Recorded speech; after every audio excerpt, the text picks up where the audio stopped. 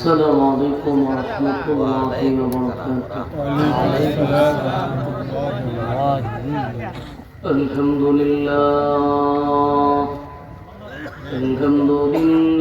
الأكرم الذي خلق الإنسان وكرم وعلمه من البيان ما لم يعلم فسبحان الذي لا يحصى امتداده باللسان ولا بالقلم ونشهد أن لا إله إلا الله وحده لا شريك له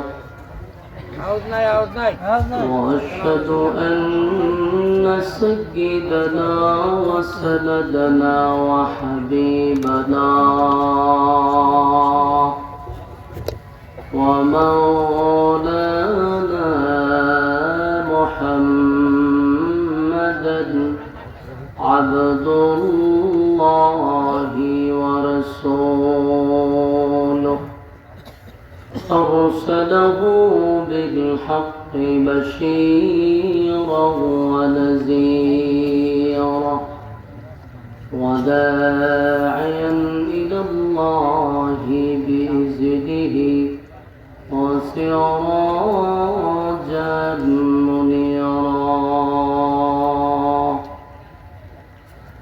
أما بعد فأعوذ بالله من الشيطان الرجيم بسم الله الرحمن الرحيم فلا وربك لا يؤمنون حتى يحكموك فيما شجر بينهم ثم لا يجدوا في أنفسهم حرجا مما قضيت ويسلموا تسليما وقال تعالى ويوم يعض الظالم على يديه يقول يا ليتني اتخذت مع الرسول سبيلا صدق الله العظيم درود شريف قرآن اللهم صل على محمد وعلى آل محمد كما صليت على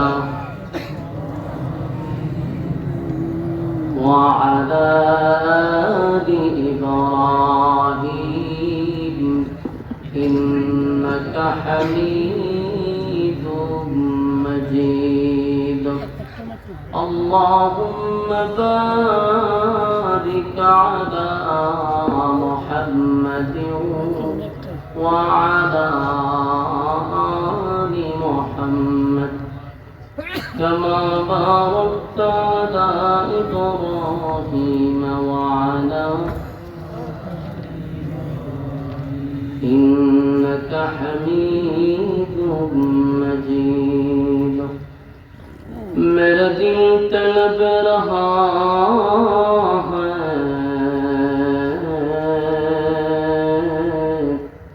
मेरे जलने रहा है सीना ए दवा वही मिलेंगी मुझे ले चलो मदीना بلغ العلا بكماله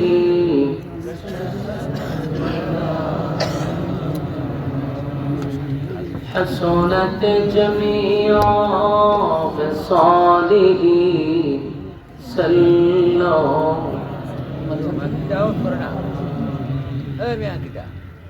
আলহামদুলিল্লাহ। আয়োজিত আজকের এই সাতিয়ান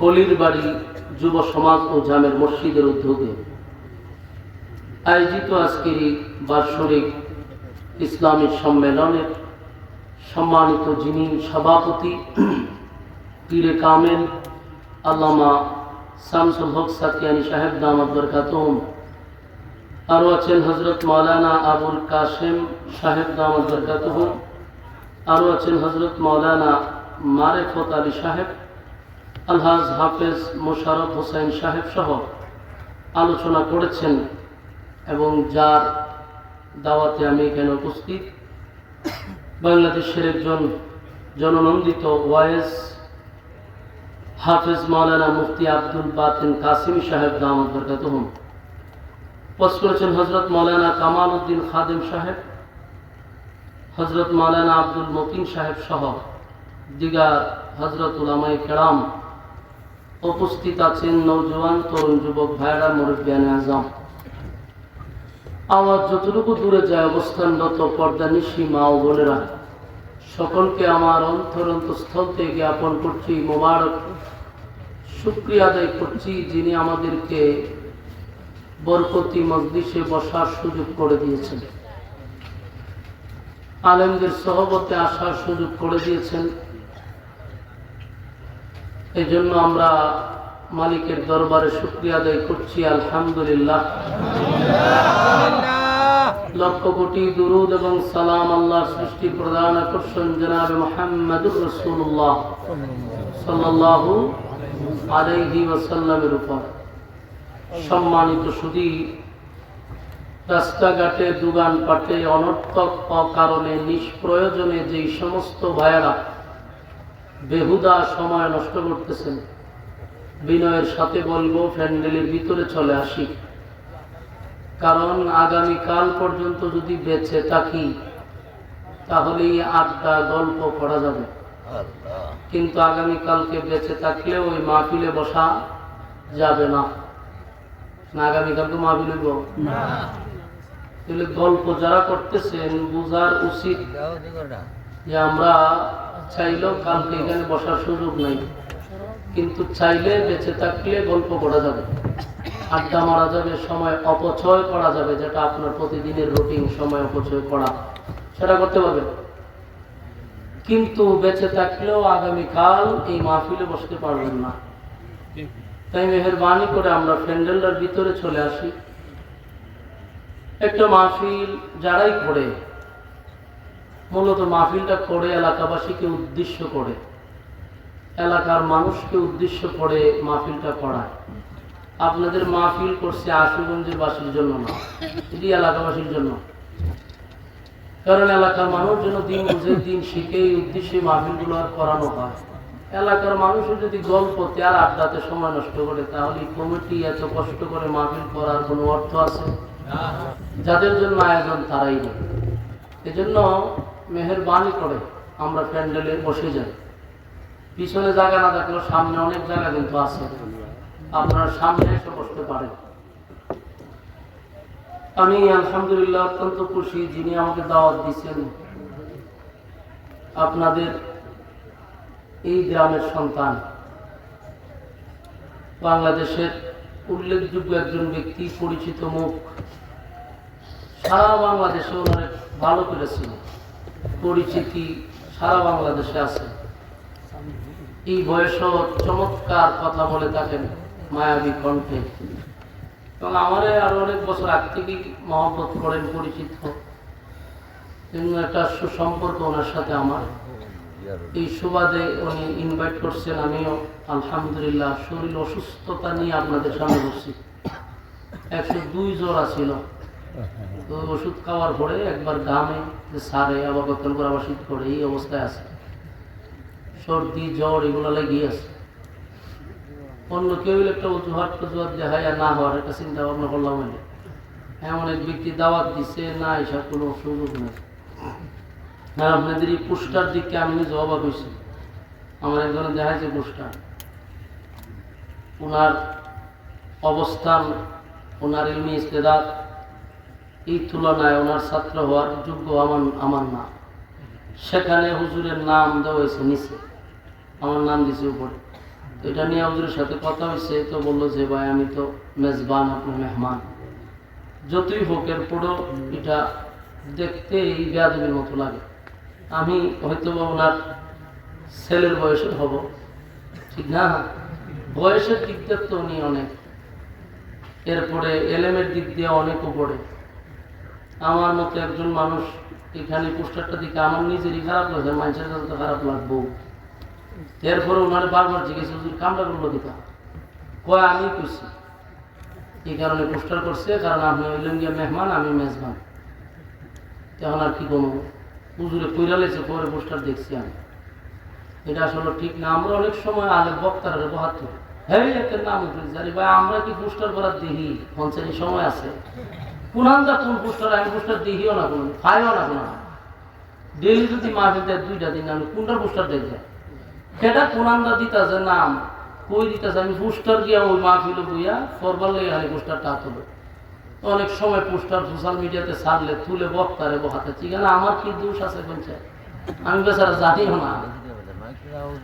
এই জন্য এটা নিয়ে সমালোচনা আমরা না করি, আমার নিজেরই লজ্জা লাগছে। আলহামদুলিল্লাহ, হুজুরের এলাকা, আপনারা কপাল বালা, আপনাদের কিসমত অনেক ভালো, যেরকম একজন আলেম আপনাদের গ্রামের, এটা গর্ব না? কথা বলে দিই, আমি ওনার সাতপুর এক জায়গাতে আমি প্রত্যেক বছর প্রোগ্রাম করি, এক মন্ত্রীর বাড়িতে প্রায় 4 বছর ধরে প্রোগ্রাম করি। হুজুর এই বছরই কেন আমি লয়ে গেছি, মানুষ এত খুশি, ওনার বয়ান, মানুষ পাগল। আল্লাহ তাআলা হুজুরের আমলে এরপরে হায়াতে যেন বরকত দান করে, আমিন। চাচা কিথা সারা দেশ আমি মাইক লিয়া মারামারি করি, আজকে চাচা আমার পক্ষ মারামারি হচ্ছে, ঘটনাটা তুমি দেখেছে।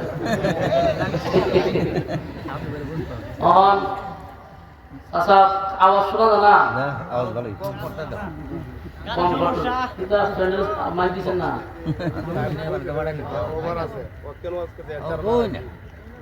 বাড়াইলে শেষ মারে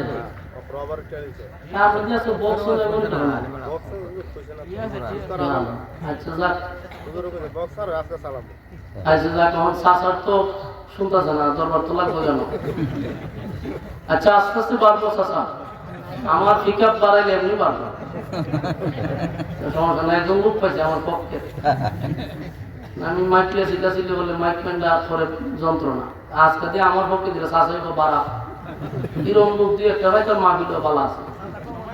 আচ্ছা যাক চাচা, ইনশাআল্লাহ পিক আপ বাড়বো একটু পরে, সময় যাক। আল্লাহ তাআলা আপনাদের আসার বসার তৌফিক দিয়েছে, এটা আমাদের পক্ষ থেকে, আল্লাহর পক্ষ থেকে নিয়ামত না? ফিতনা ফাসাদের যুগে যেই সময় মানুষ গুনাহের প্রতিযোগিতায় থাকে, ঠিক এই সময়টাতে আপনাদেরকে আল্লাহ দ্বীনি মজলিসে বসায় রাখছে। এটা কিন্তু বহুত বড় একটা নিয়ামত। আর ব্রাহ্মণবাড়িয়ার মানুষ এত আলেম প্রিয়, এটা তো আলেমের শহর। ব্রাহ্মণবাড়িয়া সবচেয়ে বেশি আলেম হলো ব্রাহ্মণবাড়িয়া, আর হলো সিলেটে, নোয়াখালীতে, এগুলো তো আলেম বেশি।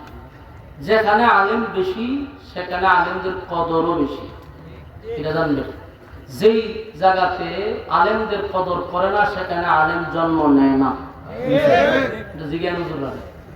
যদি আপনি কদর করেন ওখানে আলেম জন্ম নিবে।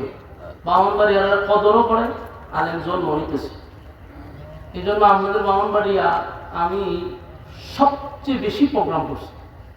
আমার যদি মনে করেন সিজনে আমরা মিনিমাম 300-350 প্রোগ্রাম করি, এর মধ্যে আমার মনে 50-60 বাউন্ডারি দিয়ে হয়েছে, আরে সব মানুষ। কিন্তু আমি যে যতগুলো মাহফিলে গেছি, মানুষ আলেম প্রিয়, এটা উপস্থিতি বলে বইলা দেয়। কারণ এত ঘন ঘন এখান থেকে যাইতেছে সব জায়গায়, তো মোটামুটি জনগণ বিরক্ত হওয়ার কথা, যার কত হুম কাম বেড়া ওয়াজ। কিন্তু দেখি না, মোটামুটি মানুষ ওয়াজ শুনতে রাজি, আর আমি বিছনা ছাইরা দেয়, নর্মাল বিছানা দেয় বই দেয়। আল্লাহ তাআলা আপনাদের হায়াতে আমাদের বরকত দেন, আমিন। আল্লাহ যাদেরকে ভালোবাসে এবং যাদেরকে আল্লাহ মহব্বত করে, যাদের কল্যাণ চায়, তাদেরকে আল্লাহ দ্বীনি কাজে বসায় রাখে। এখানে যারা বসছেন আপনাদের কল্যাণ আল্লাহ চায়, তাইলে আপনার এখানে বসাইতো না। ওই দোকান ভাড়া কয়েক টাকা দেবেন, আড্ডা মারতেছে, ওই হার কাছে নিয়ে বসাইতো। অনেক লোক আছে আড্ডায় ব্যস্ত, গল্পতে ব্যস্ত, দোকানে ব্যস্ত, কিন্তু এদের কাছ থেকে আল্লাহ আপনার এখানে বসায় রাখছে। তার মানে এদের চেয়ে আপনাকে আল্লাহ বেশি মহব্বত করে। আলহামদুলিল্লাহ বলতে পারেন? খুশি নি? ওলামায়ে কেরামদেরকে জিজ্ঞাসা করবেন যে আল্লাহ যারে ভালোবাসে তারে দিয়ে আল্লাহ দ্বীনের কাজ করায়। আপনি যত মসজিদের দিকে যাইবেন বুঝবেন আল্লাহ আমার বেশি ভালোবাসে, নাইলে বারবার মসজিদও নেই কেটে মাহফিলও বসে রয়েছেন আল্লাহ ভালোবাসে। বাজার ঘাটে গল্পতে বেশি সময় দেওয়াটা ঠিক না, এনে শয়তানের আখড়া থাকে। সমস্ত শয়তানের বড় বড় লিডার গুলি থাকে বাজারে। এজন্য দেখবেন বাজারে যত জগা ফেতনা ফাসাদ সব বাজারে হয়। দেখেন যত ধরনের ফাও কথা আছে, যত দরবারের যত কথা আছে সব বাজারে, ঠিক নেই? যত ভালো কথা আছে সব হয় মসজিদে, দ্বীনি পরিবেশে, ঠিক না? শয়তান বেশি কেন? আল্লাহ আপনাদের বসার সুযোগ দিছে, খুশি না বেজা? আমি আপনাদের সামনে সূরা নিসার 65 নম্বর আয়াত তেলাওয়াত করছি, আরেক জায়গা সূরা ফুরকান এর 26 নম্বর আয়াত তেলাওয়াত করছি। দুই জায়গা থেকে দুইটা আয়াত আপনাদের সামনে তেলাওয়াত করছি। আলোচনার যে সাবজেক্ট দুটো আয়াতেই আলোচ্য বিষয়টা আসে মুনাফিক কেন্দ্র করে। মুনাফিক এটা ইহুদির চেয়ে ভয়ঙ্কর, মুনাফিক খ্রিস্টানের চেয়ে ভয়ঙ্কর। যত দুশ্মন আছে ইসলামের সবচেয়ে বেশি ভয়ঙ্কর হলো মুনাফিক। আল্লাহ রাসূল নিজে বলেছে ইহুদিরা যেই ক্ষতি আমার করে নাই মুনাফিকরা চেয়ে বেশি করছে।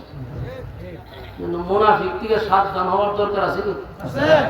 মুনাফিক বড় ভয়ঙ্কর। মুনাফিক কিন্তু ইহুদি হয় না, মুনাফিক কিন্তু খ্রিস্টান হয় না, মুনাফিক মুসলমান হয়। কথা বলতে দিই, মুনাফিক কি হয়? মুসলমানের বেশ দিরা হয়, খ্রিস্টানের বেশ দিরা মুনাফিক হয় না, ইহুদির বেশ দিরা মুনাফিক হয় না। মুনাফিক হয় ইসলামের বেশ দিরা। কারণ ইসলামের ক্ষতি করতে গেলে ইসলামের বেশ ধরতে হবে। আর এই বেশটা ধরে ইসলামের যে ক্ষতি হয়েছে ইহুদিরা ডাইরেক্টলি এত ক্ষতি করতে পারছে। কারণ শত্রু যদি আপনার বড় থাকে তাহলে আপনার বাঁচার কোনো সুযোগ আছে? বহিরাগত লোক ডাইরেক্ট গড় গিয়ে আপনারা মারতে পারবে না, কিন্তু গরু যদি শত্রু থাকে তাহলে মারা খুব ইজি। এই জন্য মুনাফিক হলো ঘরের শত্রু। এই জন্য এদের কাছ থেকে আমাদের সাবধান হওয়া দরকার। সূরা নিসার 65 আর এইদিকে হলো সূরা ফুরকানের 26 নম্বর আয়াত। রাসূল আরবি সাল্লাল্লাহু আলাইহি সাল্লাম যখন মক্কাতুল মুকাররমায় রাসূল আরবি সাল্লাল্লাহু আলাইহি সাল্লাম দ্বীন প্রচার করতেন, তখনকার যুগের মানুষগুলো তেমন একটা ভালো ছিল না। জাহেলিয়াতের যুগ তো খারাপ মানুষ ছিল, হানাহানি মারামারি যা করে সব করতো। এমন কোন নিকৃষ্ট কাজ নাই যেটা তাদের দ্বারা হয়েছে না, সব কাজ এরা করত। তো এই খারাপের মধ্যেও কিছু ভালো আছে, ভালো গুণ আছে। গুণ অনেক আছে না, খারাপ মানুষ হলো এর মধ্যে কিছু ভালো গুণ আছে। কোনো না কোনো গুণের কারণে আল্লাহ তার সমাজে সম্মানিত করে, কোনো না কোনো গুণের কারণে তার আল্লাহ সম্মান মর্যাদা দেয়। যত খারাপ মানুষই হোক দেখবেন কিছু না কিছু গুণ এর মধ্যে অবশ্যই আছে। এই গুণটার কারণে আল্লাহ তারে একটা সম্মান দিয়ে রাখছে, ইজ্জত দিয়ে রাখছে। তো মক্কার কিছু মানুষ এরা তো এমনিতে খারাপ হইলেও এদের মধ্যে ভালো গুণ ছিল, যে গুণটা আমরা মুসলমানদের মধ্যে এখন পাওয়া যায় না। এই গুণটা কাফেরদের মধ্যে ছিল, আল্লাহ এই গুণ তারা পছন্দ করত। অথচ তারা ইসলাম বিদ্বেষী ছিল, কিন্তু তাদের মধ্যে কিছু গুণ ছিল যেটা আল্লাহর কাছে পছন্দ। এই গুণটা মুসলমানের মধ্যে থাকা দরকার, আর এই গুণটা আল্লাহর কাছে পছন্দ নেই। গুণটা কি? তৎকালীন সময়ের বেঈমানরা ভয়ঙ্কর ছিল, কিন্তু গুণ ভালো হইল তারা মেহমানদারি করাইত, মানুষকে খাওয়াইতে ভালোবাসত। বুঝুননি কথা? এরা মানুষকে খাওয়াইতে গেলে এটা তার কাছে আনন্দ লাগতো। কিছু মানুষ আছে মানুষকে খাওয়াইতে গেলে তার ভালো লাগে, এরকম আছে না? দেখবেন হেতে যা কামাই করে মানুষ লইয়া খাওয়াইয়া বয়া শেষ, এটা তার মধ্যে একটা আনন্দ পায় মানুষকে খাওয়াইয়া। তখনকার যুগেও মানুষকে খাওয়া নিয়ে এদের একটা গুণ ছিল। এরা ব্যবসায় একটু ভালো ব্যবসা করতে গেছে, ভালো যদি একটু খাওয়াইতে পারে। আচ্ছা ভাই আপনার ভলেন্টিয়ার নাই আসেনি, কেউ ভলেন্টিয়ার আসেনি? ওই যুগানে কতগুলো লোক দাঁড়ায় গল্প করতেছে, একটু ছড়ায় দেন, কারণ ওখানে কথা হইতেছে জুড়ে জুড়ে, এরা পিছনে ছায়া থাকে। কথা কইবেন যেহেতু আপনারা একটু দূরে গিয়ে কথা বলতে আমার জন্য সুবিধা। পাবলিক সাইডে আমাদের পিছিয়ে আমরা তো দুই দিকে ক্ষতি করতেছেন, নিজের ক্ষতি করতেছেন এটাই ভালো, কিন্তু পাবলিকের ক্ষতি করে লাভ নেই। ওই কথা কইন না, কথা কইন না,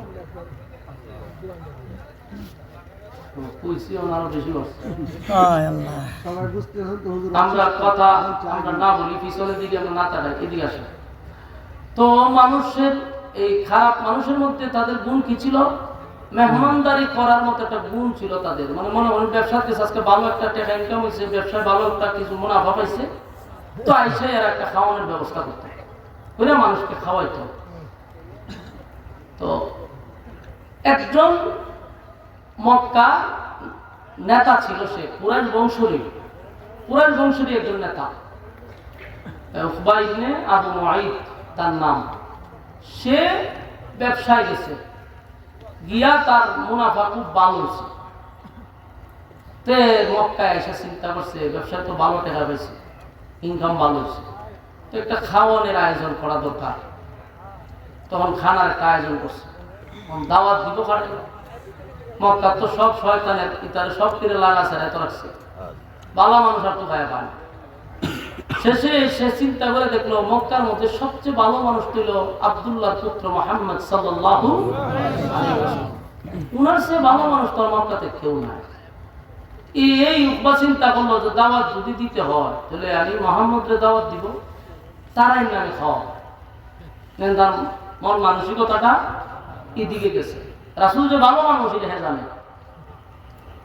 চিন্তা করলো আমি খাওয়াবো, তো আমি ভালো মানুষ খাওয়াবো।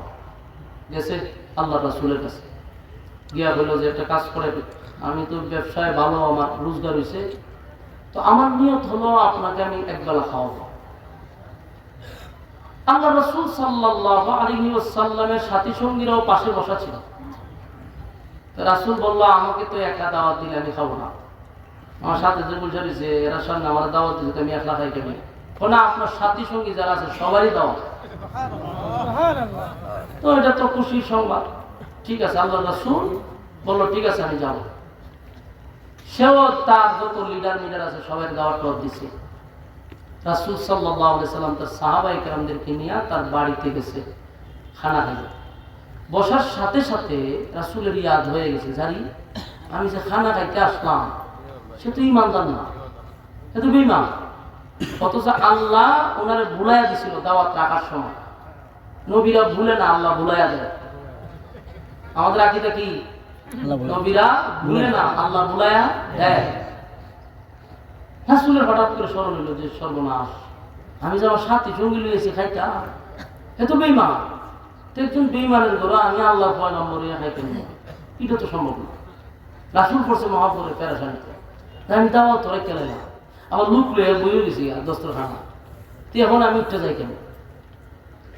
এখন তো পড়ছে মহামসজিদ, সাহাবায়ে কেরামরা হুজুর এটা তো আমরা মাথা তো আছে না, তো এখন একটা সমাধান করতে হবে।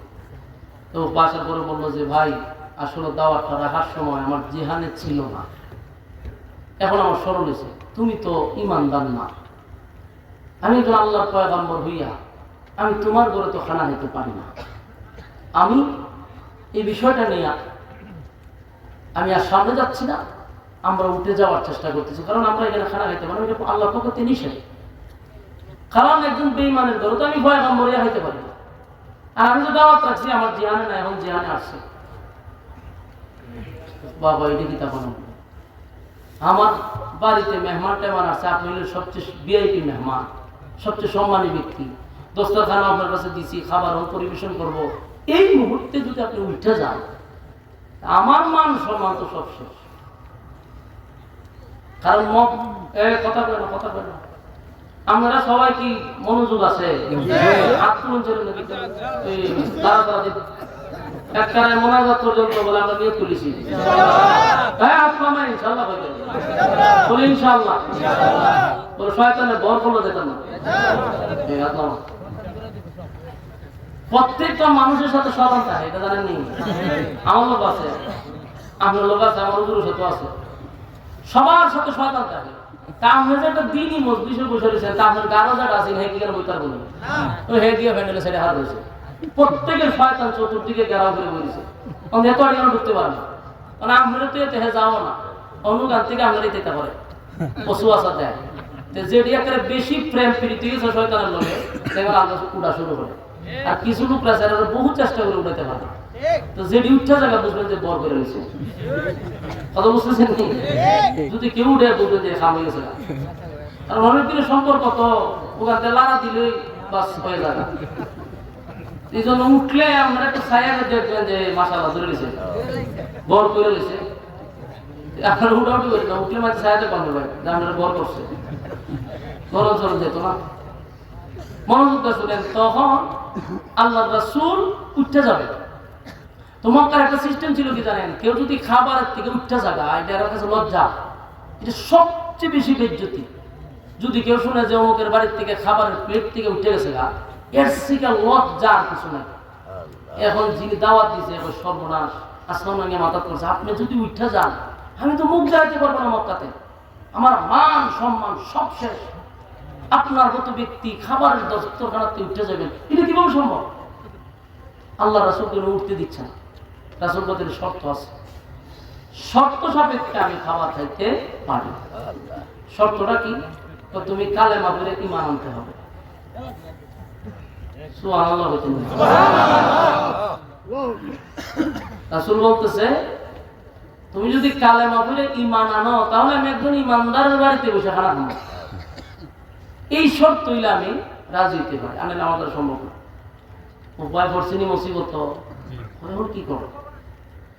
এখন সে এমন এক মুসিবত পড়ছে, না রাসূলকে ছাইড়া দিতে পারে, না কালেমা পড়তে পারে। কারণ এত নেতা কালেমাও পড়তে পারতেছে না, আল্লাহ রাসূলকে ওইখান থেকে বিদায় করতে পারতেছে না। রাসূল উঠলো, এর মান সম্মান সব শেষ। শেষে বলল আপনি উঠার দরকার নেই, আপনি খানা খান, আমি কালেমা পড়লাম। কালেমা পড়েছি। মক্কার একজন নেতা, কুরাইশ বংশেরই নেতা, কালেমা পড়ছে। আল্লাহ রাসূল এত খুশি হয়েছে, কারণ সাধারণ লোক না, তো একটা নেতা মানুষ। নেতায় যদি কালেমা পড়ে তাহলে তো কর্মীরাও কালেমা পড়তে বাধ্য।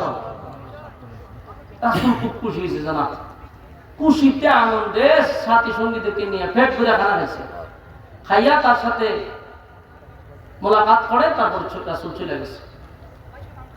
এখন এই খবর তো আর ঘরের ভিতরে রয়েছে না, এখন না আমার মিডিয়া আছে যে কিরামান কাতিবিন খার রয়েছে, এখন তো এই মিডিয়া। আর তখন ছিল মুখ মিডিয়া, মুখের পাওয়ার ছিল, এর থেকে হে হের থেকে হে, বাস সারা গ্রাম গঞ্জে শহরে বন্দরে সব জায়গায় খবর হয়ে গেছে উকবা কালিমা পড়ে ঈমান আনছে।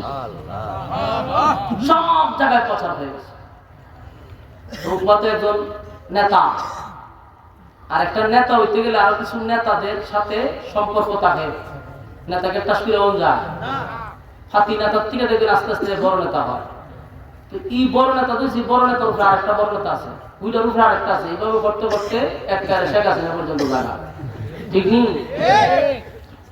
তো এখন উপাত একটা নেতা, এর বড় বড় নেতাদের খানে গেছে যে আপনারা সাথী, আপনাদের বন্ধু কালেমা পড়ে গেছে, এরা তো মাথার দাঁড়িয়ে করছে, যদি কেন সম্ভব। তার সাথে ব্যবসা বাণিজ্য আমরা করি, একই সাথে চলি, একই সাথে ব্যবসা করি, সব কিছু একসাথে করি। সে কালেমা বলবো আমরা না জানাইয়া, এখন তো খুব কেপসে মক্কার সব বেঈমানরা কেঁপে গেছে, একজুট হয়ে গেছে। একজুট হইয়া তারা সব গেছে উকবার বাড়িতে। পরে কালেমা বলছ, তোর সাথে আমরা ব্যবসা করি, একই সাথে চলি, একই সাথে ঘোরাফেরা করি, কালেমা তুই বললি আমরা জানি না। ও ভাই আমি তো পড়ছি বিহত করি আমার ঘুরে গেছে। আজকের থেকে তোর সাথে সমস্ত ব্যবসা বাণিজ্য সব বন্ধ, তোর সাথে লেনদেন সব বাদ, কোন দিক দিয়ে তোর সাথে সম্পর্ক নাই, আমরা তোর বৈকট করলাম। সমস্ত বন্ধু মহলকে তার দিকে বৈকট করলাম। হে বন্ধুদের ব্যথায় ব্যতীত হইয়া সে এদেরকে আবার ডাক দিছে, দোস্ত তোরা আমার এইভাবে রেখে যাস না। আমি কালেমা পড়ছি ঠিক, কিন্তু আমি সাপ বইরা বসছি। নাউজুবিল্লাহ বলতে পারবো।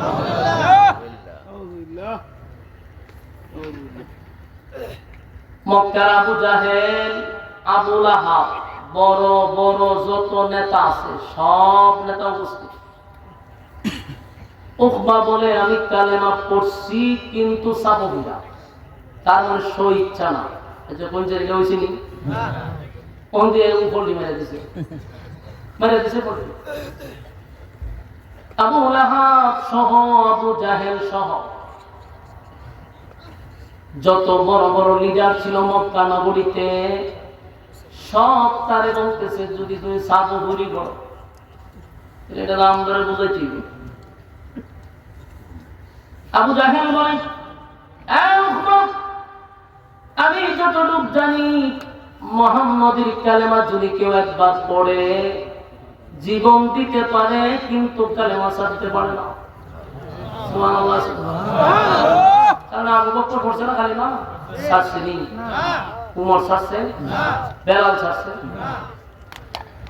আবু জাহেল বলে, যে চিন্তা তলাশ তুই বোতল খাইলে তোর লইয়া খাই, বোতল লাগাই তোর লইয়া, নর্তুকি না চাইলে তোর লইয়া না চাই, যত অবৈধ কাজ আছে চুরা কারবার আছে সব তোর লইয়া করে, সব প্রত্যেকটার বাদ করে দিই, যত দুর্নীতি আছে লুটফাট আছে তোর লইয়া তুই করি। তুই যেই কামটা করলে এটা জানাই করার দরকার আছে না। চতুর্দিক দিয়ে উপরে সাফ হয়েছে। এই জন্য যুবক ভাই যারা আছেন এখানে, ইয়ং বয়সের যারা আছেন, আপনাদের আত্মভাব দিলে বুড়া মানুষ ওয়াজ শুনুক আর না শুনুক, ফুলাটি শোনা দরকার। বন্ধু যে কি করে, বন্ধু এ জাহান্নামে পর্যন্ত নিয়ে যায়। বন্ধু মারাত্মক। বন্ধুর দ্বারা জান্নাতে যাওয়া যায়, বন্ধুর মাধ্যমে জাহান্নামেও যেতে হয়।